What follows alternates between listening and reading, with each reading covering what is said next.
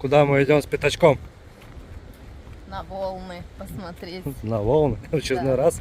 Да. Тебе понравилась Куба?